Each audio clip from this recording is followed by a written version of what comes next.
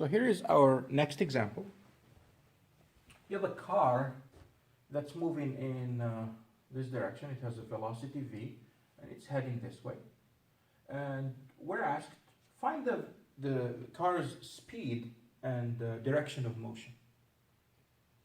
Direction of motion. So the velocity is what?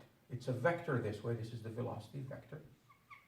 And it is 4 units in the y direction and minus 6 units in the x direction. So we might as well write it this way. The velocity is negative 6 units in the x direction. Remember the words in the x direction, we can abbreviate them as I hat. Negative 6 units in the x direction. That's all it means. Plus 4 units in the y direction. So 4 units in the y direction, j hat. Okay, that's that.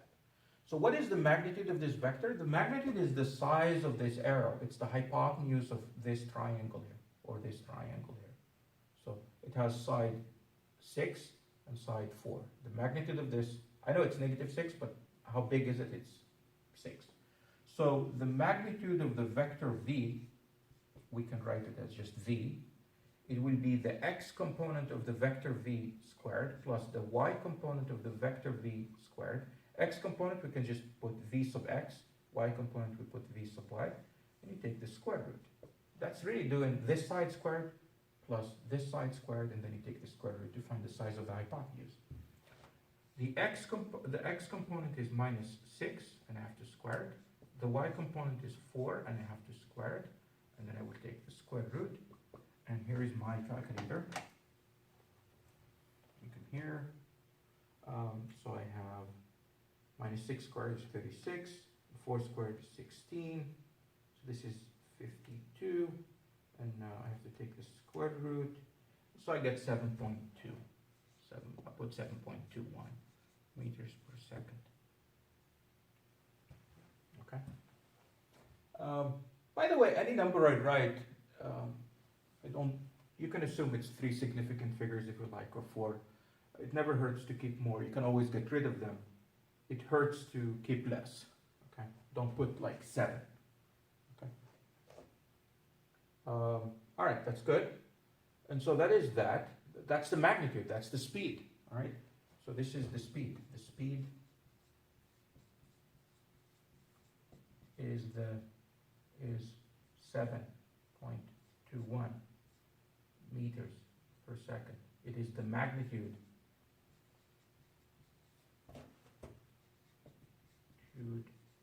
of velocity. How about the direction? There are ways to specify it. Let's find the angle first, and then we will say what the direction is. I'll just find this angle. How do I find the angle? Let me just look at this triangle here. I will look at the triangle. Here's my triangle. Here's an angle here, theta. This is 6. This is 4. I know it's negative 6, but I will just keep it at 6. I just want to find theta. So I know that theta is, the tangent of theta is the opposite over adjacent. You know, the tangent of theta is the y component here, Vy, over the x component of velocity. I'll put absolute values, okay? Don't worry about the negative sign for now. And so it is equal to 4 over 6, which is 2 over 3. And to find theta itself, you have to do arctangent or inverse tangent. So people can write it this way. Arc tan of 2/3. It means exactly the same thing as tangent inverse of 2/3. And in your calculator here it says tangent inverse. So let me do tan inverse of 2/3. And my calculator gives me about, I'm in degree mode, so I have 33.7 degrees. 33.7 degrees. So theta is 33.7 degrees. I know it's in this second quadrant here, so I will label it as 33.7. 33.7 degrees. So how do I specify the direction? The direction can be stated as follows. I can say it's 33 it's the velocity has magnitude of 7.21 meters per second, and it's in the direction 33.7 degrees above the negative x-axis. That's one way you can say it, above the negative x-axis, 33.7 degrees above the negative x-axis. I can say it's 33.7 degrees north of west, right? Because this is west, that's north, so we're not west, we're actually 33.7 degrees north of west. I can also say, I can measure the angle from the positive x-axis. I can say it is, what is it? It will be 180, right? This will be 180 minus 33.7. This angle here. Let me do 180 minus that. 146.3 degrees from the positive x-axis. So that's another way to say it. You can say at what the velocity has magnitude of 7.21 meters per second, and it is at 146.3 degrees away from the x-axis, from the positive x-axis. Or you can say the velocity has magnitude 7.21 meters per second in the direction 33.7 degrees above the negative x-axis. Above the negative x-axis. All of them are different ways to state it. So why did I say use the picture and not use the tangent? Here's the reason. If you use the negative, if you do this way, tangent inverse of what? 4 over negative 6.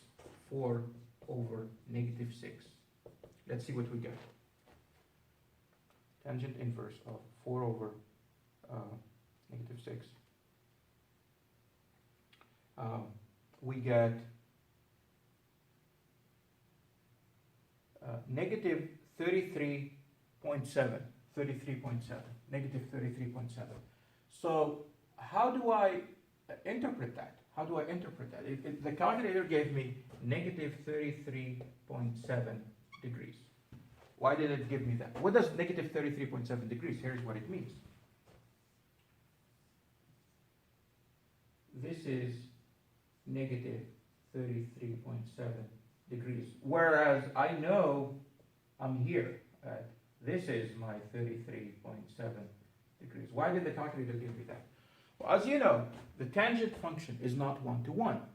It is one-to-one in the restricted domain from minus 90 degrees to positive 90 degrees.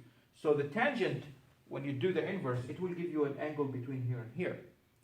If it's negative, it will give you the angle in the fourth quadrant. If it's positive, it will give you an angle in the first quadrant. But our angle, I know it's in the third quadrant. So we have to look at the picture and decide ourselves. So don't use negative numbers, especially when you do like inverse tangent. Just use the absolute values, find the angle, it's 33.7 degrees, and then look at the picture and say, what did I just find? Well, I found this angle to be 33.7 degrees. Where is that angle? In the picture, it's right here. So this is 33.7 degrees. Then I can do as I will with it. I can say, well, it's 33.7 degrees above the negative x-axis. If I would like how much it is from the positive x-axis, I know from here to here is 180. I just subtract 33.7, and that gives me the 146.3. Okay? I've seen too many mistakes like this, so please, I will keep just saying it so we never make that mistake. Okay? Let's do the next example. Here's the next example here. We have a bird. We like birds, I guess our book. A bird flew 100 meters east. East, there is no T, there is no H. It then went 50 meters northwest, and then it says find the bird's total displacement. Okay? Let's just represent this and see what it means, and then we'll decide how to deal with it. So as usual, always draw a coordinate system. So here's I'll write my solution.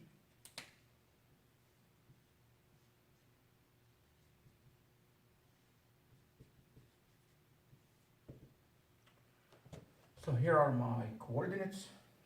Draw them here. Here's my coordinate system. I'll try to be as precise as I can. Here's east. This is north. This is west. Right? And this is south. Right? So east. This is the x-axis, or east. This is the y-axis, or north. This is west, and this is south. So the bird went 100 meters east. So let me denote, let's say this is 50, this is 100. 50, 100. So the bird went this way first. It went in this direction. Put it in blue. This is the first step. I will call it A. That's vector A. And then what did the bird do? So it started here. It went 100 meters this way. And then what did it do? It went 50 meters northwest. 50 meters northwest. 50 meters, not north, not west, but northwest. Notice they didn't say 30 degrees north of west or 20 degrees west of north or something like that. There is no preference. So it's actually 40 degrees. It's not 45 degrees. It's not exactly east and north. It's not exactly west. It's somewhere in between. So it went this way.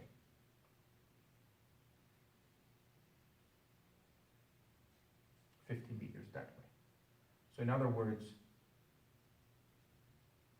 this angle here is 45 degrees. 45 degrees, and that's vector B. Notice that the size of vector A is 100, and the size of vector B is 50, because they said it went 50 meters north of west. That's how far it went. If you measure the size of this, it's 50 meters, and the size of this is 100. And what's the total displacement? Well, where did the vector end up? Where did the bird end up? It went this way and then this way. I know it ended up somewhere here. Somewhere here. That's vector C. And I want to know where. If you look here, I mean, it's clearly it will end up in like somewhere 50 units, somewhere 56, no, not 50, but maybe 60 or 70 units along the x direction, and maybe 30 units or so in the y direction. So let's find it. So first of all, I need to represent the vectors in x and y components. Vector A is easy. It only has, it's the x component of vector A in the I hat direction plus the y component of vector A in the j hat direction. But vector A does not have, it only has an x component and it's equal to 100. It only went 100 units in the x direction. It did not go any units in the y direction, so that's 0. So that's vector A. Let's try to find vector B. Vector B went a little bit in the positive x, in the positive y direction, and a little bit backward in the negative x direction. So what is it? So let me draw it. So here's vector B. I will, and remember, so here is the x and y axes. Remember, I can draw the vector here or here. It doesn't matter where I draw it, as long as it's the same vector, it's the same magnitude and same direction. I just want to know how much of it is in the x and how much of it is in the y direction. I know this is 45 degrees. So if you like, you can say the angle it makes with the positive axis is what? 90 plus 45, that's 135 degrees. This is vector B. So the x component of vector B will be B, the size of B times the cosine of the angle it makes with the positive x-axis. So let's use 135 degrees. So Bx will be, B is 50 times the cosine of 135. And let us write down that number. Where's my calculator? It's right here. So I have 50 times the cosine of 135. By the way, I better get a negative number because it's in the it's pointing to the left with respect to the x direction. So I have negative 35.36. I'll put 35.36. 35.36 meters. The y component of vector B, is B times the sine of 135 degrees, and that is 100, it's 50, not 100, 50 times the sine of 135 degrees, and so you get By will be what? Oh, I said this is negative, so, and I almost forgot it's negative. And it will be positive 35.36 meters in the y direction. And again, we could have used 45 instead of 135, which is the preferred method for me. I like to use angles that are less than 90. Because if we used 45, we would put b times the cosine of 45 for the x. We will get 35.36, but we have to put the minus sign ourselves. And the same thing for the y. We will put, we know it's with respect to the y, this is the y component, it's in this direction, and the x component is in this direction. So it is, it's positive. The y will be positive and the x will be negative. You could have used 45, we used 135. If you use the 45, you have to put the minus sign, if any, yourself. In this case, the x will be negative. If you use the 135 degrees, it will just give you the angle. In this case, it's fine, but when you do the inverses, when you go from the angle to the, when you go from components to the angle, that's where you run into trouble. In here, you won't run into any trouble. This is fine. But if you go the inverse tangent, that's where you have the quadrant, if it's the first or the fourth quadrant or the third or the second or the third. Okay, great. So let me write down the vector b. So the vector b is what? What did we say? It's negative 35.36 units, negative 35.36 I hat, and then it's 35.36 units in the y direction. So that's the full vector b. Now vector c is the sum, is vectors a plus b. You take vector a and you add to it vector b, you get vector c. So vector c is vectors a plus b. Let's see how we add vectors. We have not done that, but we have defined what vector addition is. So we should be able to do it. Okay, let me see here.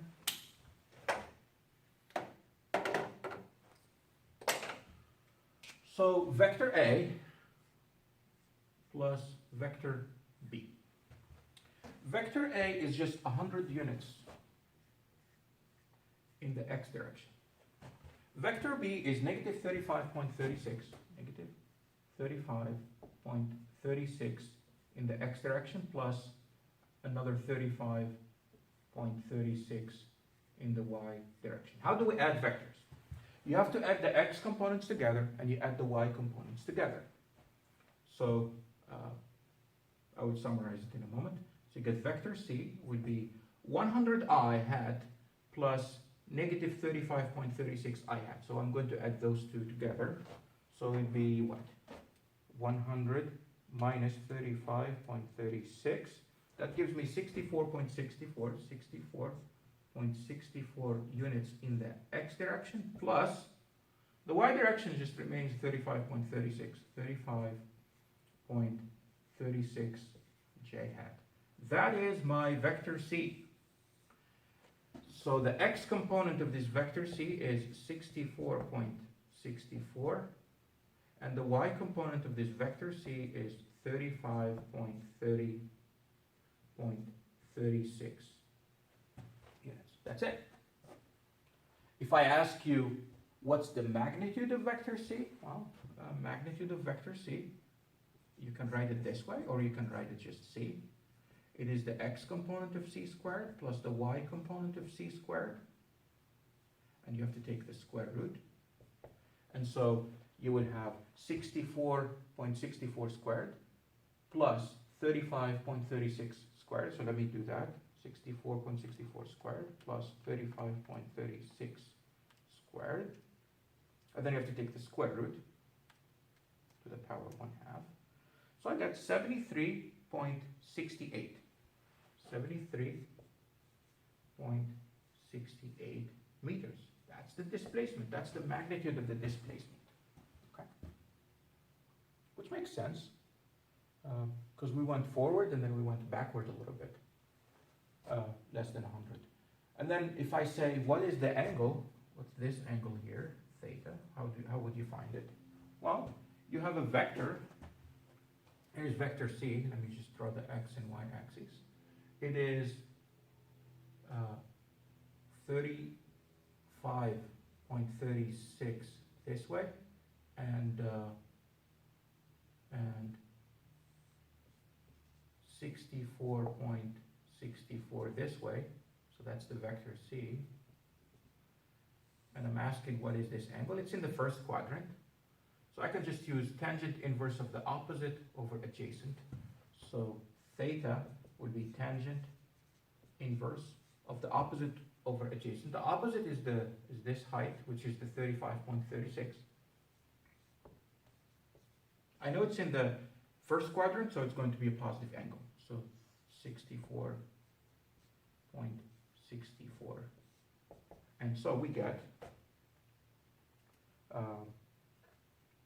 tangent inverse of 35.36 over 64.64, and we hit enter, and we get 28.68 degrees. 28.68 degrees. That's the displacement. That's the angle.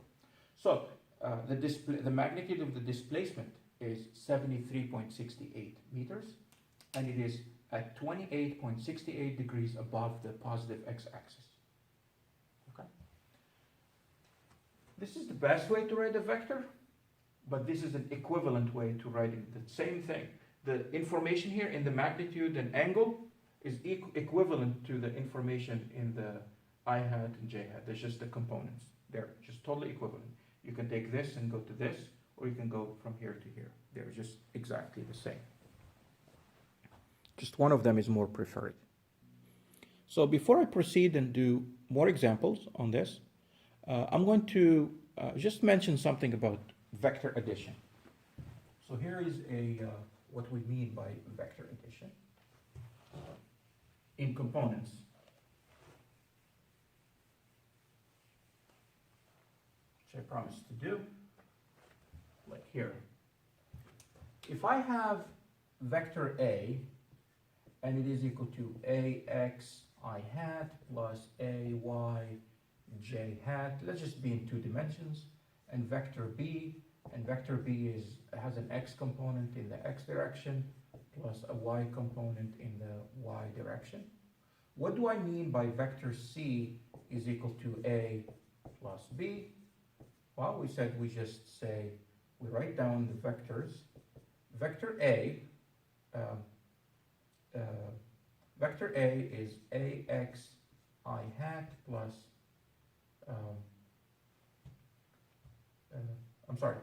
the vector C will just be, we have to add the x's together and the y's together. The x component of A plus the x component of B, so it would be ax plus bx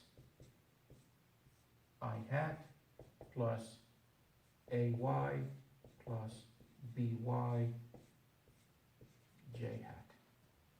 And so this here would be called Cx, it's I hat, and this would be Cy, it is j hat. Which is exactly what I did here. When I added them, I added the x components together, ax plus bx, and then ay plus by, but a in this case did not have any y component, meaning it was 0. So we added them like that. All right, so now I'm going to pause this video and then start another one. Probably will be the final one for this chapter.